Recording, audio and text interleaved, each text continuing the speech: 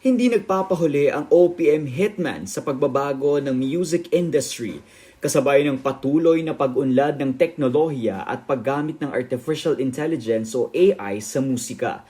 Para sa veteranong singers na sina Rainy Leymundo, Chad Borja at Richard Reynoso, malaki ang potensyal ng AI bilang tool sa music production. Pero naniniwala sila na hindi nito mapapalitan ng emosyon, interpretasyon at personal na karanasan ng isang tunay na artist. Yung sa amin, sabi ko nga, ang advantage is hindi nila kaya yun kasi live performance yan eh.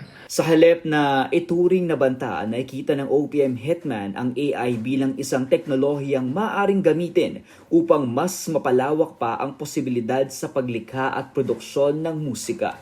Sa kabila ng mga pagbabago, nananatiling aktibo ang grupo sa live performances at iba't ibang music projects. Bitbit ang kanilang distinct vocal style at classic OPM sound. Na natutunan namin, na kinalakihan natin, hindi naman makalimutan o mapabayaan at hindi na lang patugtugin o hindi na marinig ng mga bagong generation.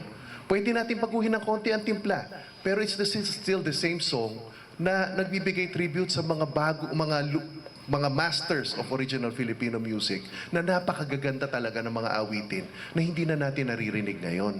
Mas magiging abala rin ang OPM Hitman sa kanilang mga susunod na proyekto matapos silang mapabilang sa Echo Jam Entertainment Production sa paunguna ni Juan Angelo Arenas.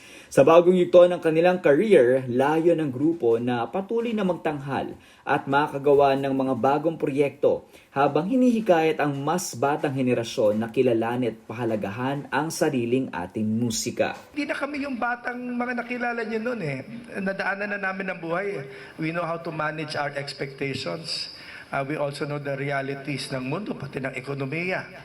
Pero I know with our communication and collaboration, yung expectations namin makakamit namin eh. Para sa OPM Hitman, maaaring magbago ang teknolohiya at paraan ng pakikinig sa musika.